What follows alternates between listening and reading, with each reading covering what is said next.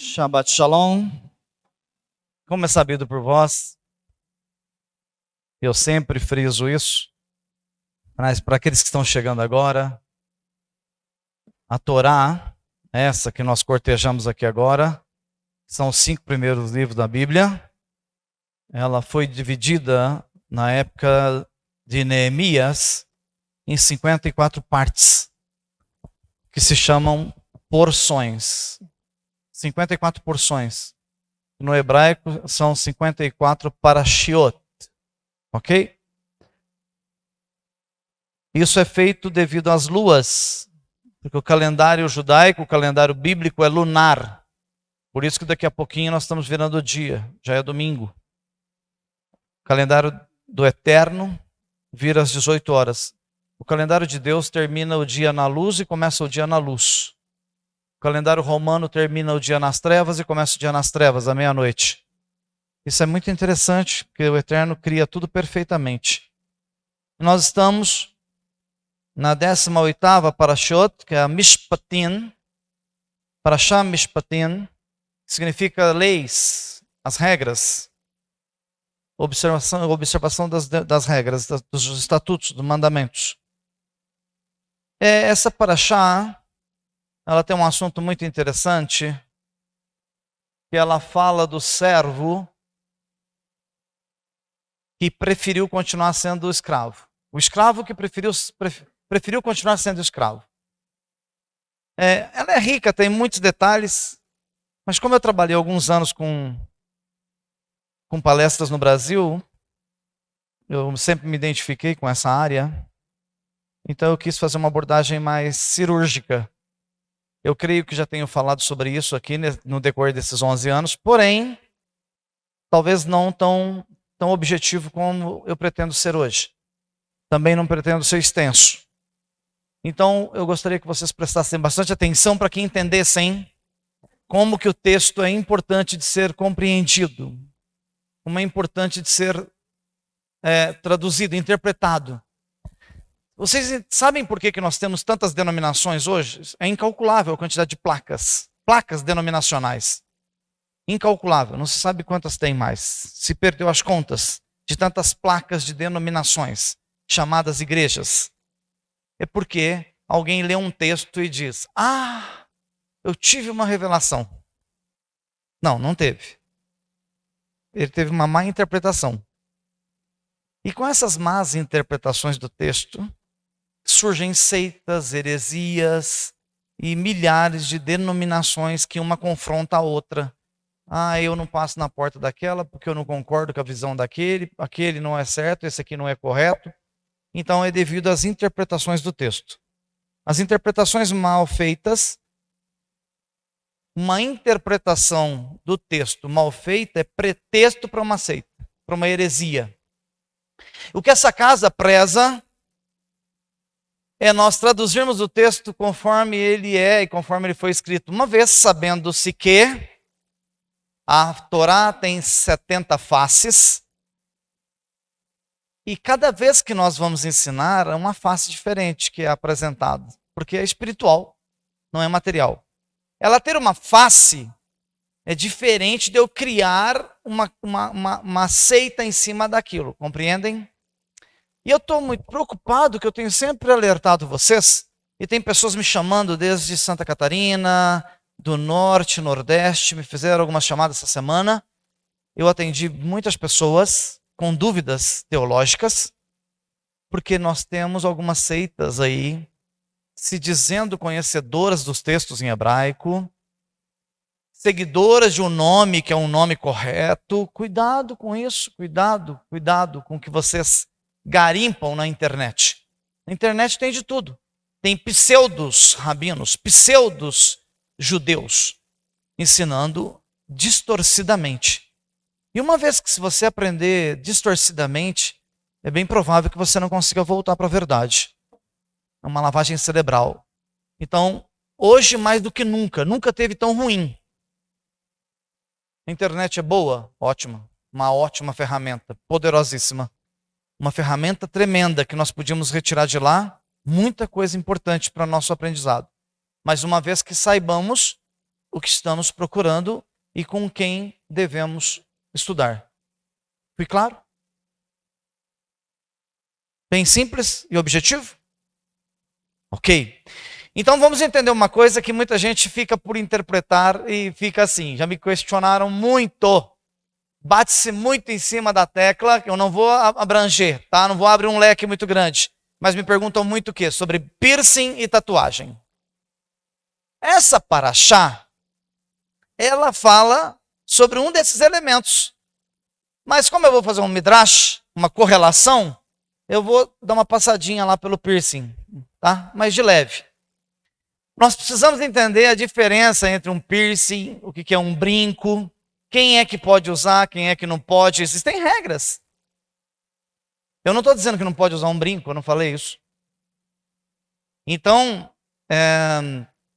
eu tentei colocar ali bem na abertura, eu gosto de ilustrar a minha abertura, mas eu procurei, muito cuidado, uma imagem que fosse masculina, para já ficar bem objetivo aquilo que eu vou falar, certo?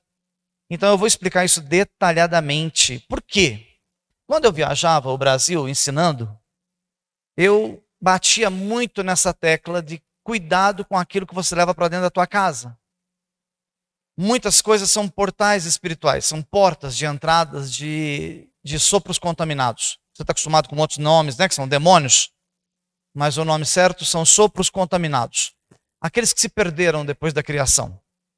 Então eles criam ferramentas, criam portais, criam símbolos que são pagãos. Por exemplo, não nos é lícito, para vocês terem uma noção, se eu vou fazer uma viagem turística, se eu vou passear num outro país, digamos que eu vá para Londres.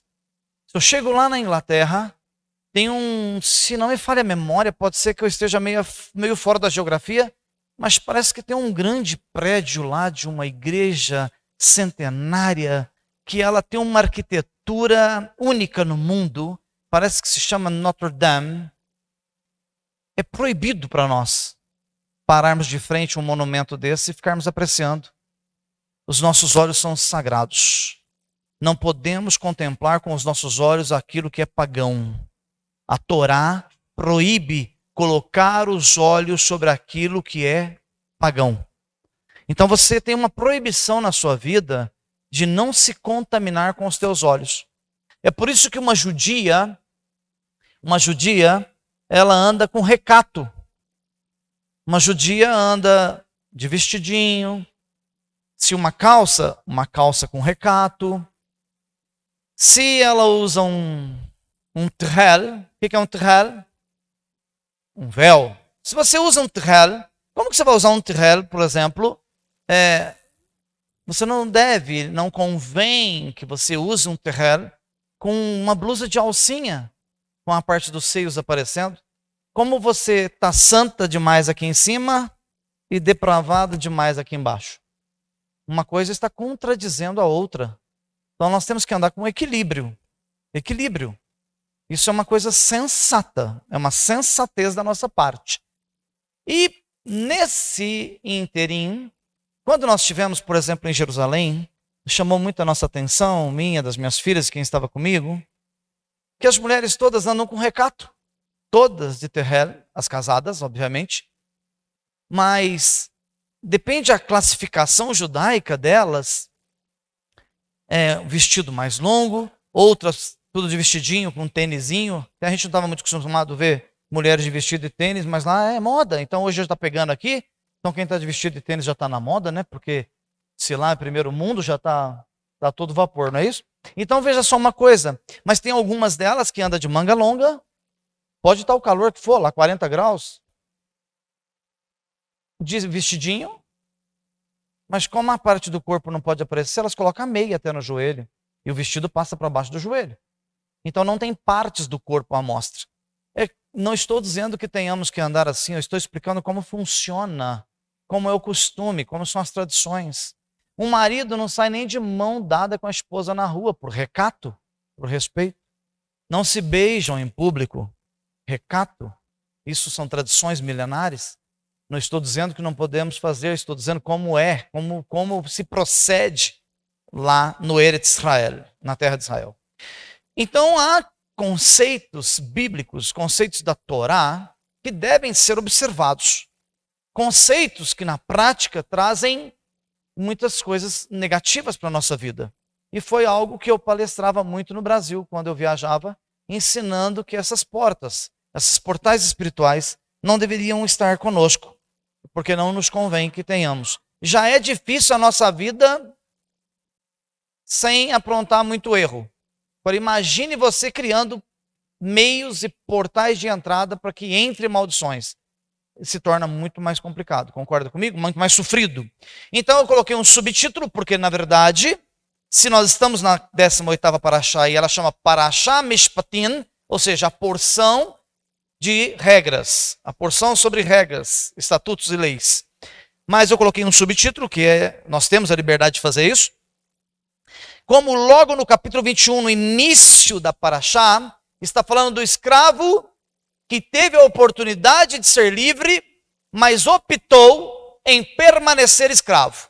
É isso que se trata o início da Parashá, da porção Mishpatim. É isso que se trata essa porção. Esse estudo que em todo o mundo, todas as sinagogas do mundo estão estudando Mishpatim. Cada um dentro de uma linha, de uma revelação do Ruach HaKodesh, do Espírito de Deus. Então, eu coloquei como um símbolo de escravidão. O que é um símbolo de escravidão? Um brinco? Não revelei ainda, mas já passei perto, né? Mas eu vou explicar já o porquê, onde e como. Vamos estudar no livro de Shemot 21, 2, que é onde está a Parashá, livro de Êxodo. Vamos fazer uma pequena passagem pelo livro de Vaikra, Levítico 25, 5, 5. E vamos até 1 Coríntios capítulo 6, versículo 19. E vamos entender um pouquinho mais sobre o que o versículo-chave dessa Parashá está dizendo. Vamos lá. Preste atenção no que está escrito, que você vai entender como é profundo o texto. Nós normalmente, outrora, líamos superficialmente. Nós nunca mergulhamos, ficamos sempre na superfície. Por isso que o judaísmo ensina que existem 4 níveis de interpretação do texto. Então nós sempre descemos mais do que um nível, vamos para um nível de revelação. Vamos entender o que realmente o texto está dizendo, e não somente na sua superfície. Está escrito assim em Shemot 21, 2, 5 e 6. Se você adquirir um escravo hebreu, ele deve trabalhar durante 6 anos. Mas no 7º, ele será libertado sem pagar nada. Mesmo assim, se o escravo declarar: amo meu senhor, minha mulher e meus filhos, por isso não desejo ser libertado, o Senhor deverá levá-lo diante de Elohim, e ali, junto à porta, ou ao batente, ao portal da porta, seu senhor deverá furar-lhe a orelha com uma sovela, e o homem será escravo diante dele por toda a vida. Muito pesado, não é não? Puxa vida! Agora, o texto, superficialmente falando, ele não mostra os detalhes riquíssimos que ele tem, e que nós precisamos entender. Iniciamos da seguinte forma. Aqui está falando de qualquer escravo? Hebreu. Aqui está falando de um Yehudi, de um judeu, que adquire para si um escravo judeu. Só que tem um pequeno detalhe. Um judeu não pode ser escravo de outro judeu. E como que aqui nessa passagem está falando em adquirir um escravo hebreu? Alguém poderia, se tivesse na superficialidade do texto, dizer assim: tem uma contradição aqui. Beseder? Compreendem? Não dá-se a impressão que tem uma contradição de texto, uma vez que um judeu não pode comprar um judeu como escravo? Então ali está dizendo: olha, se você adquirir um escravo hebreu, que já não é permitido, então nós precisamos entender o texto. Mas lá está dizendo que ele deve trabalhar durante 6 anos e no 7º ser libertado. Mas lá no final está dizendo que o escravo tem que ficar toda a vida à disposição se ele fizer a opção que ama o seu Senhor. Como assim? Também parece contraditório. Então nós vamos estudar. Por que hebreu? Porque essa mitzvah é específica para um Yehudi. O que é um Yehudi? Um judeu. 6 anos. Por quê? Porque é a mitzvah chamada a mitzvah de Shemitah. Rosh. O que é esse negócio? Já vou te explicar. Ele dizer não desejo ser libertado não foi a melhor opção para ele. Porque nos é proibido dizer que não queremos ser libertos. Já aconteceu isso? Eu estou na 18ª porção. De 18 porções para trás. Já aconteceu isso? Onde que aconteceu isso? No Egito. Não foi isso? De cada 10 pessoas, 2 quiseram ser livres. 8 preferiram ficar no Eretz Mitzrayim. Na terra do Egito. Não quiseram ser livres. Problema gravíssimo. Os que optaram em ficar no Eretz Mitzrayim, o que aconteceu com eles? Morreram. Então a sentença para eles foi o quê? A morte.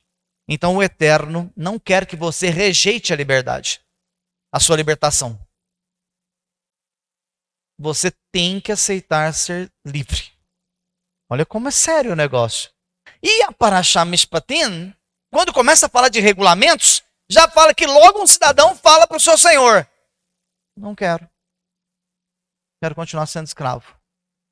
Então, vamos estudar o porquê. Olha o que está dizendo o texto. O seu senhor, o seu mestre, deverá levá-lo diante de Elohim. Elohim, que você entende, é o Eterno. Não é isso? Como que começa o primeiro texto da Bíblia? Bereshit, capítulo 1, versículo 1. Bereshit bara Elohim. No princípio criou Deus, Elohim. Certo? Então se ele está dizendo que o seu Senhor tem que levá-lo até diante de Elohim, como assim? Como que você leva alguém diante de Deus? Então vamos entender o texto. Porque ele não está claro.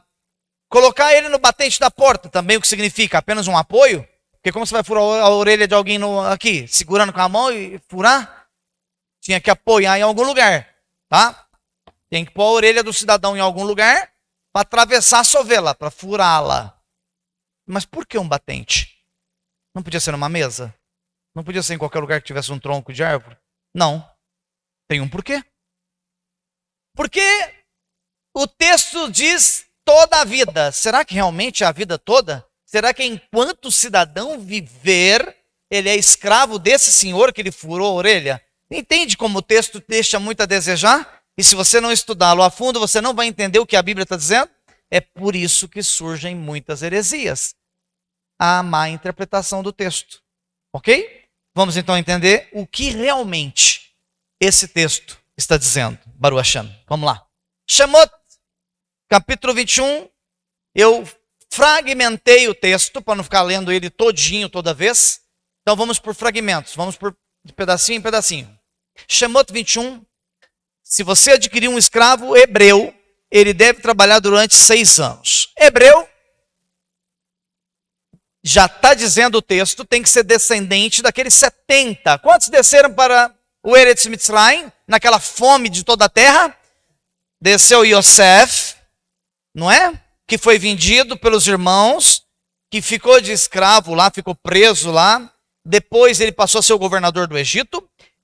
Aí, de repente, Faraó tem uma visão das vacas magras, das espigas de milho. E aí Yosef vai lá e revela os sonhos, e daqui a pouco a família de Yosef desce para a terra do Egito para buscar grãos, e de repente ele se revela aos seus irmãos. É o que vai acontecer com Yeshua. Ele vai se revelar aos seus irmãos para tirar os seus irmãos da terra do Egito. Agora é o contrário, né? Antes Yosef estava no Egito, trouxe a sua família para o Egito, e aqui estamos até hoje, né? Essa foi a viagem mais longa da terra. Nós estamos aqui, até hoje, no Egito. Agora Yosef vai voltar, vai aparecer lá em Jerusalém, invertendo o processo. chamando a família de volta para a terra de Israel, que somos todos nós que amamos a Torá do Eterno. Então, se você não é um judeu de sangue, de DNA, você é um judeu de coração. Então, você está inserido nesse processo, nesse projeto. Baruch Hashem? Amém? Então, todo descendente daqueles 70 que desceram, que é a família de quem? Israel. Yaakov. Todos os descendentes de Yaakov, de Israel, 70 que desceram, eram 70. Saíram 3 milhões de pessoas. 600 mil homens adultos naquele dia. Isso porque saiu só um quinto. Imagina quantos judeus ficaram para trás lá na terra do Egito. Então, todos os descendentes daqueles 70 que estão inseridos nesse texto. Tá. Se eu sou um hebreu, eu estou inserido nesse texto?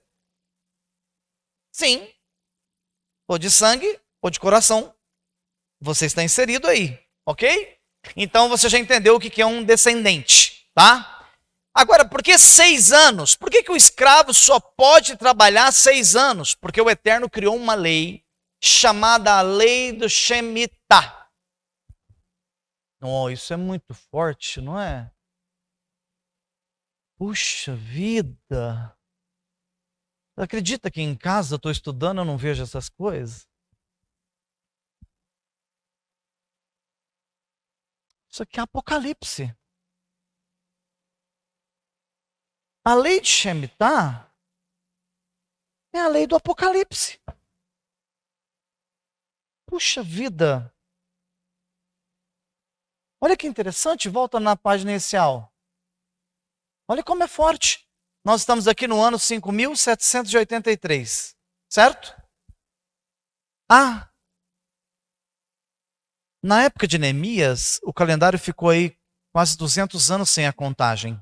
Se nós fôssemos acrescentar aqui 5.783, o calendário iria para 5.983. 5.983. Quanto falta para 6.000? 17? Se eu fosse pregar Apocalipse aqui, eu diria para vocês, essa palavra não existe, mas eu vou criá-la agora. Calendariamente falando,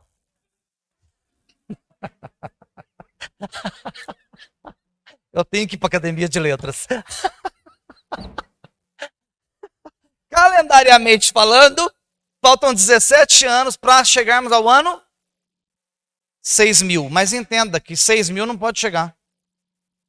Só pode chegar a 5.999. Então de 17 já cai para 16. Como os calendários têm algumas falhas, por exemplo, dizem que Yeshua nasceu no ano 0 e que nós estamos no ano 2023. Então Yeshua teria, humanamente falando, 2023 anos. Beceder, concordam? Concordam? Não, mas ele nasceu no ano -3, aproximadamente.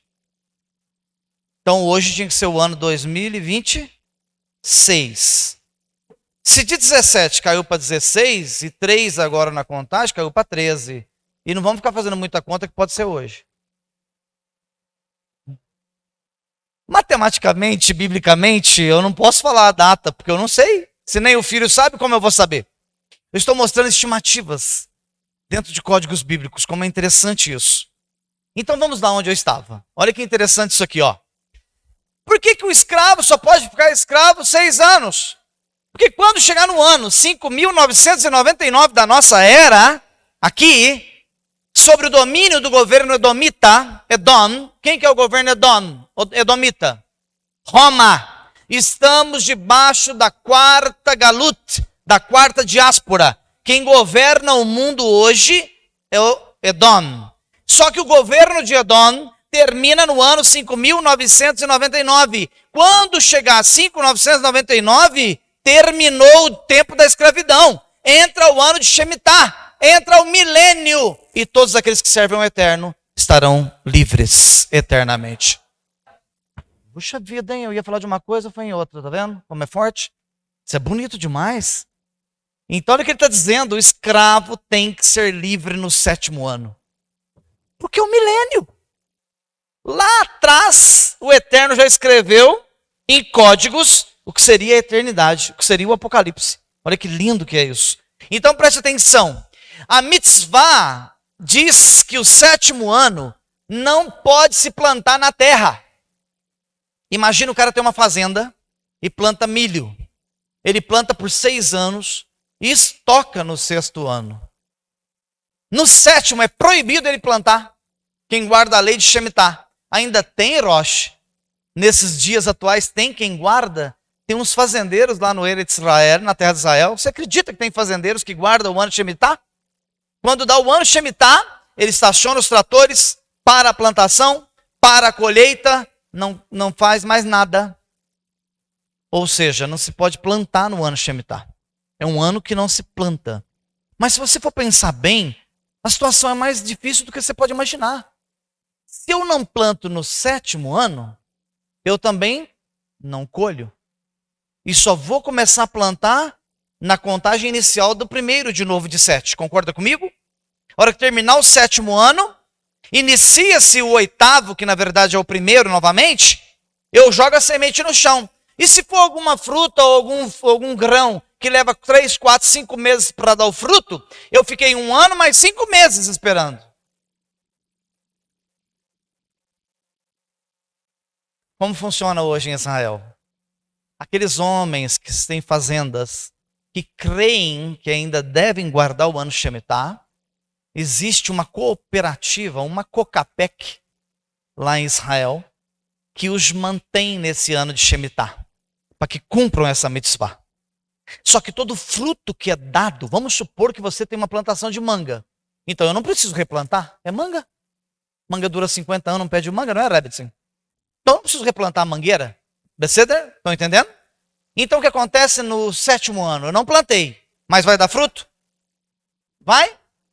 O fruto do ano de Shemitah é sagrado. Não pode ser vendido nem comprado. Aquele fruto é santificado. Olha que coisa interessante isso. Então quando o Eterno está dizendo ali, o escravo não pode permanecer escravo no ano de Shemitah, no 7º ano, porque esse ano é profético. E ele também simboliza a data que Yeshua vai voltar nas nuvens para chamar a sua nação santa, para definitivamente e eternamente habitar com ele. É para sempre lembrar do ano de Shemitah. Olha que lindo isso. Então o escravo não podia ser livre. Expliquei um pouquinho para você o que é Shemitah, superficialmente. Então é o descanso da terra. O Senhor disse, a terra precisa descansar no 7º ano. Ela não pode produzir. Não pode passar máquinas agrícolas sobre ela. E se alguém quisesse perguntar alguma coisa, ele respondeu assim no versículo, a terra é minha. É a mesma coisa se alguém chegasse para você e falar, por que você pintou sua moto de verde? Você respondeu o que para ele? A moto é minha. A hora que eu não gostar de verde, eu pinto de abacate, de roxo, de amarelo. Entende? O Senhor disse assim, a terra é minha. Eu quero que ela descanse no 7º ano. Não pode produzir. Simplesmente pelo fato da terra ser minha. Então aquele terreno que você tem lá, não é seu, é dele. A casa que você mora está em cima de uma propriedade dele. Então tem gente que fala assim, eu tenho um sítio. Não tem nada. Não tem nada. Não tem nada. É empréstimo. Empréstimo. E tem um problema gravíssimo. No ano de Shemitah, se alguém te devesse e a pessoa te desse o sítio para pagar a dívida. Vou te dar meu sítio. É herança da minha família. Mas eu estou te dando 10 alqueires de terra para pagar a dívida. Eu usufruía do sítio daquela pessoa, que eu recebia a dívida. No ano de Shemitah, eu tinha que chegar com a escritura e falar para ele, está aqui seu sítio de volta, porque eu tenho que devolver o pagamento da sua escravidão no 7º ano. Tem que ser restituído no 7º ano. Imagina o ser humano como já perdeu o rumo da vida. Nem sabe que é assim. Isso é um mandamento, é lei. É lei. Então vamos lá, para terminarmos essa parte. Então o que são os 6 anos? O descanso da terra, porque a terra é minha. O 7º ano era para dedicar ao estudo da Torá. Para dedicar. Olha, o que o Eterno fez. Senhor, já que eu não vou plantar, vou tirar aí um ano para curtir lá nas Bahamas, vou para Dubai, vou curtir a vida. O Senhor disse para eles, não, eu estou te dando um ano sem plantio para você ficar um ano estudando Torá. Tinha uma regra, não era para passear, gastar tudo que tinha naquele ano de Shemitah. Era para ficar estudando Torá. Os produtos de Shemitah não podem ser comercializados por sua santidade. Shemitah, todo escravo deveria ser liberto. Não é lindo isso? Então ele faz uma referência à libertação universal e eterna que vai ter a qualquer momento, assim que Yeshua aparecer nos ares. Olha como o texto, logo ali nas duas primeiras linhas, como ele é riquíssimo. Mas vamos em frente para entendermos um pouco melhor. Ainda Shemot 21. Se você adquirir um escravo hebreu, ele deve trabalhar durante 6 anos, mas no 7º ele deve ser libertado sem pagar nada. Mesmo assim, se o escravo declarar, amo meu senhor, o meu patrão, eu não quero ser livre, eu quero continuar sendo funcionário dele o resto da minha vida. Eu amo minha mulher, eu amo os meus filhos. Por que está dizendo eu amo minha mulher e amo os meus filhos? Por quê? Porque quando ele chegava para ser escravo, normalmente ele chegava solteiro. E trabalhando ali no meio da galera, ele via uma outra escrava e falava, essa irmã é ajeitada. Você não quer casar comigo? Só que não podia esquecer-se que ela era escrava. No ano Shemitah, ele ganharia a liberdade dele. O solteiro saía solteiro. Mas se ele chegou solteiro, a esposa não ganhou a liberdade. Só ele. Mas aí o escravo disse para o seu senhor, eu gosto mais dessa mulher aí, eu vou embora sem ela de jeito nenhum. Bom, então você tem que continuar sendo escravo para permanecer com a sua família. E ele responde o quê? Eu amo minha mulher e meus filhos. Por isso não desejo ser libertado. E eu coloquei que o desejo de ser libertado, o não desejo de ser libertado, não seria uma boa opção. Por quê? Porque existiam meios da mulher tentar a liberdade dela e depois se encontrarem lá fora livres para permanecerem e continuarem a sua vida. Mas veja bem, não é o caso da agora, não vou entrar nesse detalhe. O tratado, um tratado rabínico, um estudo do texto, um tratado Shabbat Haaretz, em introdução 18, diz assim os sábios milenares, mestres milenares. Se o indivíduo cair nessa condição de homens e mulheres livres, esquecendo-se de sua nobreza inerente, forem transformados em servos, o ouvido dele não ouviu as palavras do Sinai. Porque do Sinai, há 2 parashot atrás, quando o Eterno vai entregar essa Torá aqui lá para Moisés, no Monte Sinai, ouviu-se a voz do Eterno lá dos céus e ele disse, filhos de Israel, são meus servos. E meus servos não são os servos dos meus servos. Você tem um dono. Quando você estava no Egito, seu dono era Faraó. Mas o Eterno, com 10 maravilhas, com 10 pragas, com o sinal do sangue do Cordeiro nos umbrais, te comprou por um preço muito alto. Escravos não são doados. Escravos são comprados, são negociados. Os escravos que pertenciam a Faraó, teve que ser comprados. E o Eterno comprou o povo hebreu e pagou um alto preço por eles. E quando esse povo hebreu está livre, está peregrinando pelo deserto, já com a sua liberdade em mãos, ou seja, liberdade entre aspas.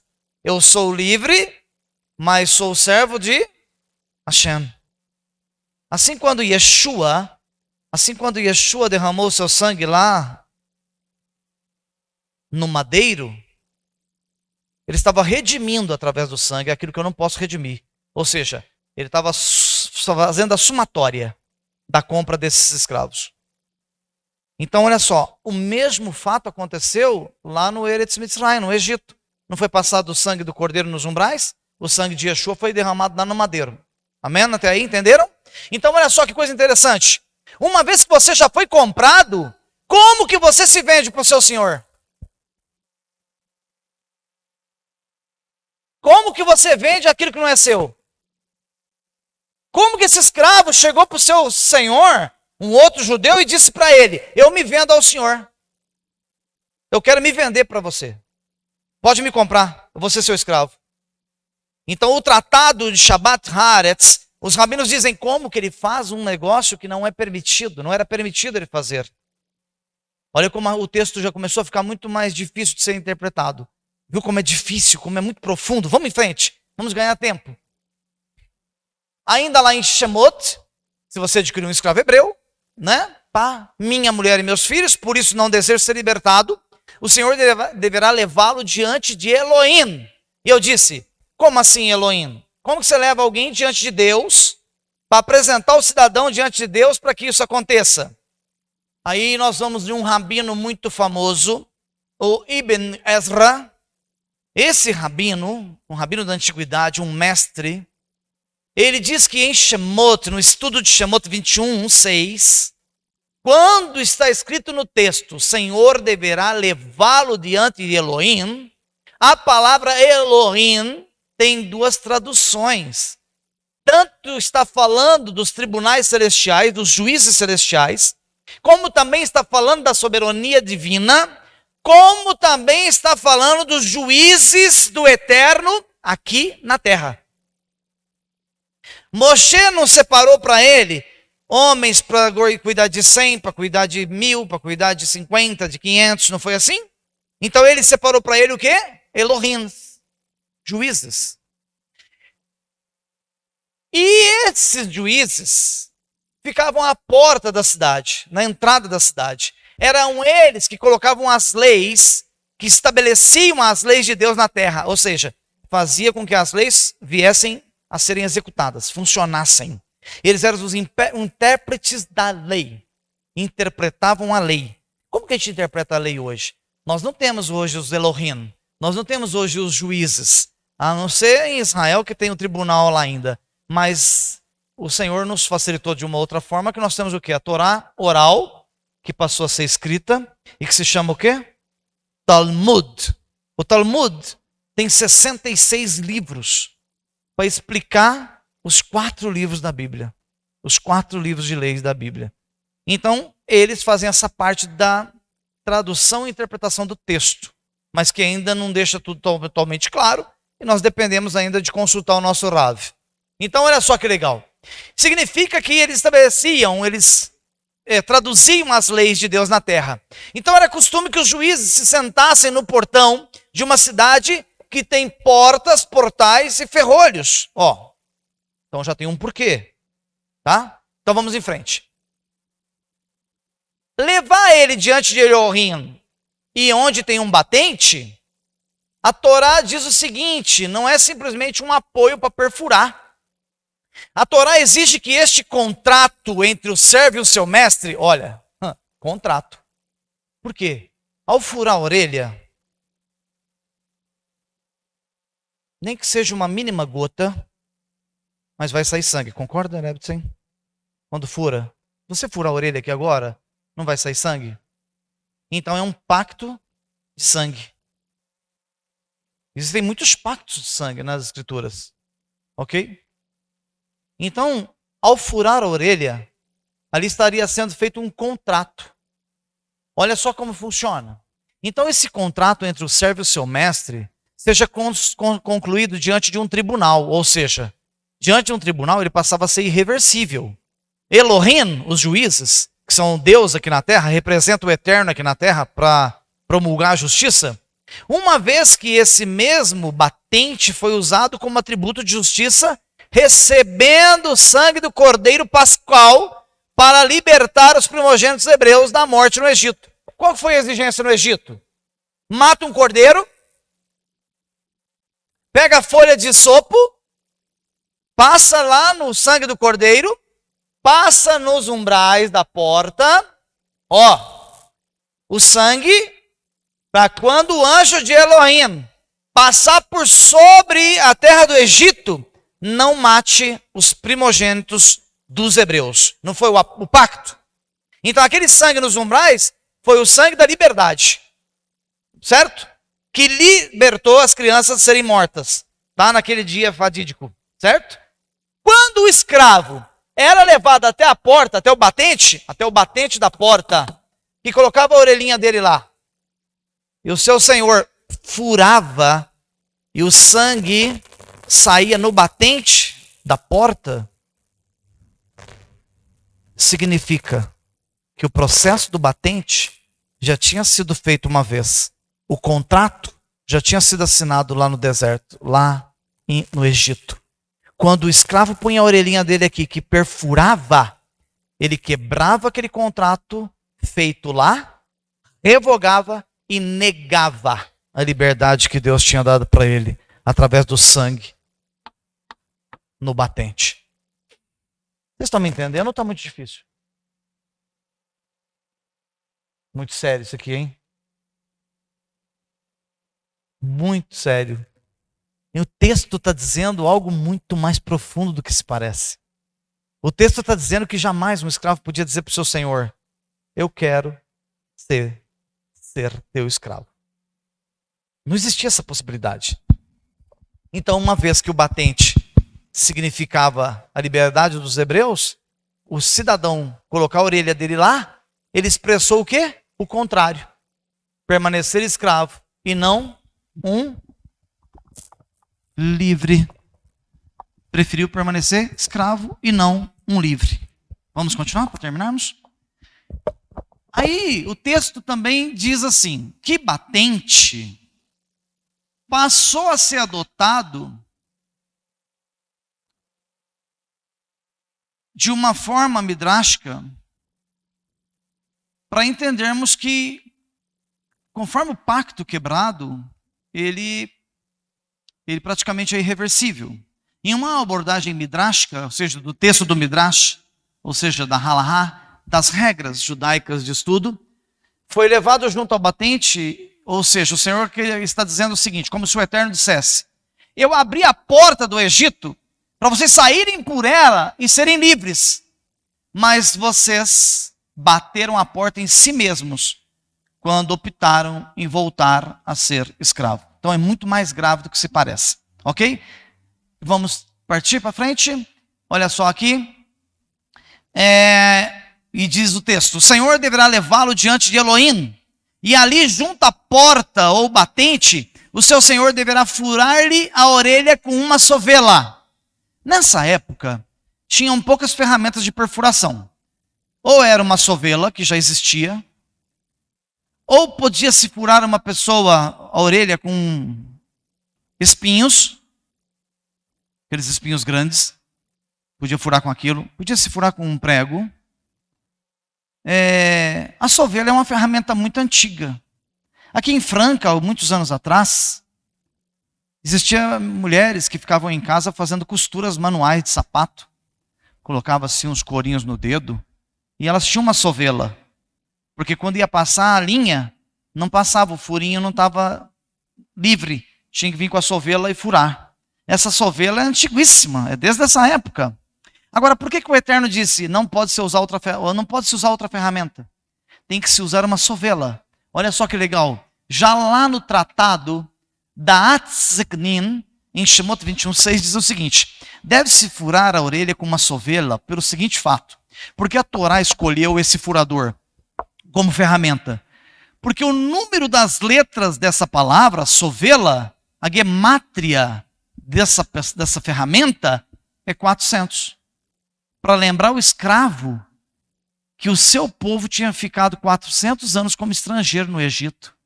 É inacreditável que ele tenha escolhido ser escravo de um humano voluntariamente novamente. Então o Eterno falou: pega uma sovela, porque essa ferramenta aqui, na hora que o escravo olhar para ela, sabe que a gemátria dela é 400. Um judeu sabe. Talvez nós não saibamos, mas um judeu sabe.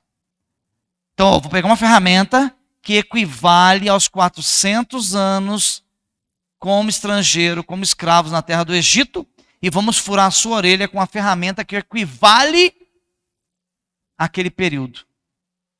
Ou seja, eu estou te dando uma dica para você não entrar nessa. Entende?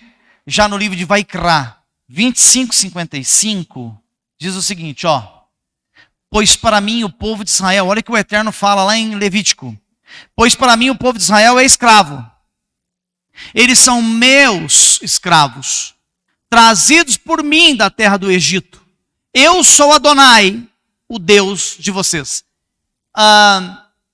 Outrora, quando vocês vieram lá das religiões que vocês vieram, vocês aprenderam assim, nossa, a pessoa ficou tanto tempo escrava lá disso, daquilo, da religião. Escravo. Ninguém nessa terra é livre. Ela só tem que escolher de quem ela quer ser escravo. Algo que nunca ensinaram para vocês. Nunca lá no sistema religioso ensinaram isso para você. Ah, hoje eu sou livre. Eu ouvi muito isso aí. Eu ouvi muito isso. Ah, agora eu sou livre. E Jesus me libertou, eu sou livre. Não. Não. Não entendeu o texto, Moré. Não entendeu o texto. Te comprou. Você foi comprado. E aquele que é comprado, livre. Vai na Arábia Saudita e vê uma menina lá que foi comprada, uma mulher, uma esposa. Vai no Paquistão, Afeganistão. O cidadão tem 2 esposas, ele vai comprar mais 2, mais 3. Não estou dizendo que seja correto, estou dando exemplo. Vocês ficam quietinhos de vocês aí. Então o que acontece? Não está dando conta nem de uma. Então vamos voltar para cá. Se ele comprou 2, 3 esposas, elas não têm que falar, não quero, não vou, não faço. Então o quê? Escravas. O Eterno está deixando bem claro, e se formos procurar nas Escrituras, deve ter uns 30 textos, 30 versículos, que o Senhor deixa bem claro: vocês não pertencem a vós mesmos. Vocês não são de vocês mesmos. Vocês não fazem o que vocês querem e não vão aonde querem. Vocês me devem satisfação. Devem me consultar. Ou seja, devem me consultar para ver se aquilo que vocês vão fazer é lícito. Só que esse conceito se perdeu há muito tempo na religião. Né? A religião foi pendendo para um lado que era só cura, depois veio uma moda que era só prosperidade. Então a pessoa focava na cura, a hora na prosperidade, é a hora de ficar rico, comprar um carro melhor, e perdeu o foco. Perdeu o foco da essência da palavra. Criaram outros alvos, outros focos. Não é? Mas a objetividade da coisa é outra, certo? Então olha só o que ele diz: o povo é meu escravo, eu comprei para mim, eu trouxe eles da terra do Egito. Aqui está falando do goi? Está falando do ímpio? Não? Está falando de quem? O texto do capítulo 21 está falando do hebreu. Orochi, mas eu não sou hebreu. Não era. Você não era. A partir do momento que você sentou nessa cadeira, passou uma Torá de frente a você, você colocou a mão nela e colocou nos seus lábios e disse: essa palavra permanece nos meus lábios. Você está dizendo para o Eterno: eu sou aquele que vivia na terra de Zebulon, na terra das trevas. Mas agora eu vi uma grande luz. Como é chamada a Torá? A luz. Or. É a luz do Eterno. Por isso que um sábio escreveu assim em Provérbios: lâmpada para os meus pés é a tua Torá. Porque eu posso estar andando que eu não tropeço na vida, não tropeço nos negócios, eu não tropeço no casamento, eu não tropeço na saúde, porque o meu caminho está iluminado pela Torá. Está escrito. É só que não conseguiram interpretar ainda o texto, a maioria por aí. Lâmpada para os meus pés é a tua palavra. Mas eu poderia dizer, no contexto original, lâmpada para os meus pés é a tua Torá, é a luz. Então aqui, quando ele diz que você pertence a ele, anda nos seus regulamentos, nas suas normas e nos seus estatutos, e tem uma porção específica para isso, que é hoje, 18ª Paraxá, porção Mishpatim, porção regras, regulamentos. Façamos de tudo para andarmos corretamente, porque andando corretamente, nós seremos livres da escravidão do mundo e serei escravo de um só Senhor. Sabe qual que é a diferença? O cidadão que é escravo de entidades do mundo, ele está à mercê da prostituição, ele está à mercê da droga, ele está à mercê da desgraça, ele está à mercê de uma falência física, mental, financeira, matrimonial, social. Ele está à mercê dessas falências. Eu, sendo escravo do Criador de todas as coisas, eu estou à mercê do Eterno, que é abençoador por natureza. É o melhor lugar que eu estou. Ele não está aqui para me reprimir. Ele não está aqui para me matar. O Eterno, ele quer ver os seus filhos bem-sucedidos. É o melhor Senhor para nós sermos escravos. Vamos terminar. Olha aí o tratado Shishkuni. Olha ali. O Shishkuni, Shemot 21:6. Era costume marcar alguém que não se comportara como deveria, perfurando a sua orelha. A partir desse costume, evoluiu a prática de fazer isso com os ladrões. Ou seja, roubava na terra de Israel, furava a orelha dele. Sabe? Normalmente depois que fura a orelha, a marca não sai mais. Os significados são ruins para o homem. É símbolo de ladrão, símbolo... E esses símbolos mais que não podem nem falar mais, né? Nós temos leis no país agora que cai até a live. E eu vou até... né? Vamos em frente, para não ficar ruim para mim. Shemot 21. E o homem será escravo diante dele por toda a vida, eternamente. Olha que legal isso aqui, ó. O texto está dizendo que ele tinha que ser escravo por toda vida. Mas não é bem isso. Se você vai no tratado, olha lá, tratado Shishkuni, Shemot 21:6, a Torá aqui não menciona até que ele morra. Existe uma diferença no hebraico. Por toda a vida é uma coisa. Até que ele morra é outra coisa. Porque até que o cara morra, se ele viver 100 anos, 101, ele morreu com 100, com 101. Tudo bem? Mas a frase por toda a vida, olha o que ela significa. Essa frase é um eufemismo para uma vida inteira, ou seja, por toda a vida, ou que ele sirva a ele por uma vida inteira. É um eufemismo, uma forma de explicar que isso significa viver para aquela pessoa por 50 anos, que significa um ciclo de vida. Então, aquele escravo, se ele, quando perfurou a orelha, tinha 16 anos, e tinha que servir aquele senhor por uma vida inteira, ele ia ser liberto com quantos anos? 66. Porque o texto diz por toda a vida, ou por uma vida inteira.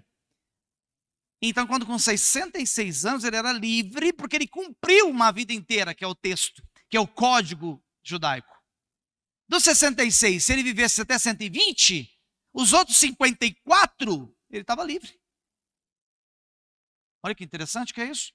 Então, quando você lê o texto lá por toda a vida, você imagina, está perdido, coitado. Isso aí já era. Tá? Mas como que o senhor prova isso? Isso é uma teoria? Não, isso é Bíblia. Quer ver? Vamos para o livro de Samuel. Nós encerramos aqui, que acabou? Quase. Livro de Samuel, capítulo 1, versículo 22. Estou atrasado, mas vou terminar.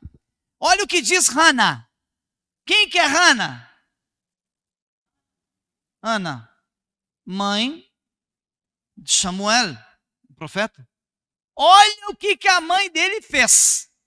Olha aqui, Samuel Aleph, 1 Samuel 1:22.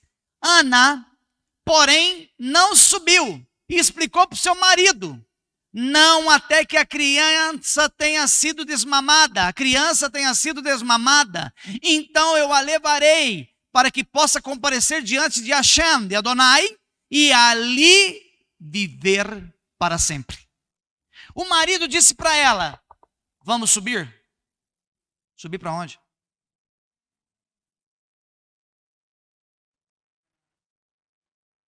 Toda vez que a palavra fala subir, é para onde? Jerusalém. Não importa em que lugar do planeta você esteja, norte, sul, leste, oeste.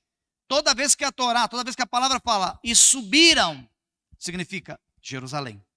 Nunca se desce para Jerusalém. É uma forma respeitosa. Por isso que nós viramos para Jerusalém para orar, porque é uma forma respeitosa. Então está dizendo que o marido de Ana falou para ela assim, vamos subir? Ela falou, não posso. Eu preciso desmamar o bebê. Quando ele desmamar, eu levo ele para comparecer diante do Eterno. Porque ela tinha colocado no coração o quê? Que ela entregaria aquele menino no templo, no Beit HaMikdash. Ele entregaria o menino para servir ao Eterno enquanto ele vivesse. Ela dá de mamar por 2 anos para o menino. Quando o garoto completa 2 anos, ele desmama. Ela sobe junto com o marido para Jerusalém. Vai lá, entrega ele para o sumo sacerdote Eli. E fala, sumo sacerdote, Kohen Hagadol, sumo sacerdote, esse filho eu gerei, mas eu quero que ele viva para Hashem por toda a vida.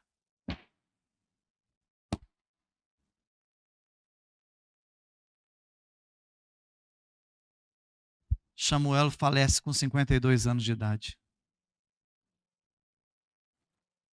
Porque ele mamou 2 anos.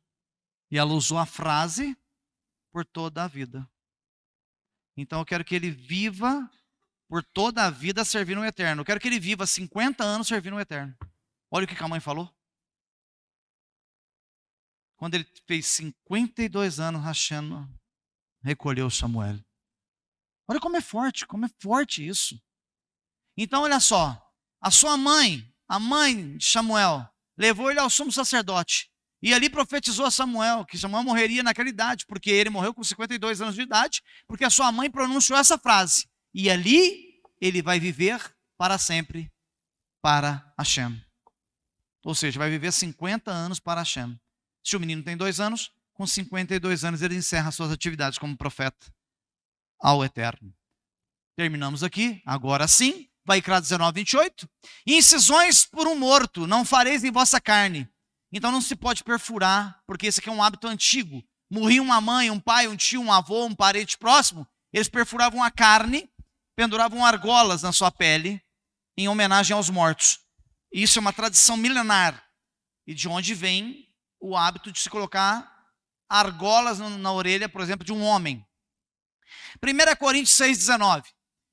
Ou vocês não sabem que o seu corpo é um templo do Ruach HaKodesh, e que vocês não pertencem a vocês mesmos, e que habita em vocês, e que vocês receberam da parte de Deus. A verdade é que vocês não pertencem a si mesmos, mas foram comprados por um preço. Então usem o corpo para glorificar ao Eterno. Amém?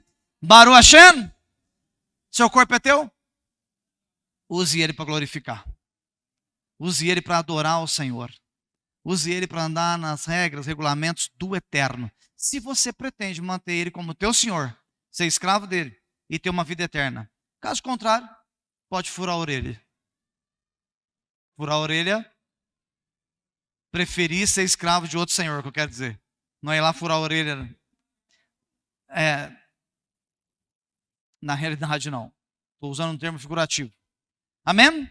Que o santo Hakadosh Baruch Hu, aquele que vive e reina para todos sempre, venha vos fazer entender, compreender. Uma vez que nós entendemos e compreendemos, nós poderemos viver mais plenamente para Ele.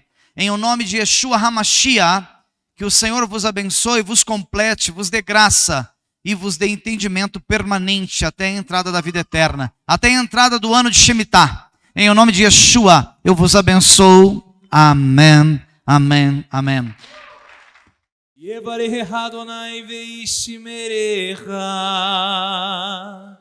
Yaev Adonai Panamelecha Viuneka Is Adonai Adonai Panamelecha Ve'asem Lecha Shalom.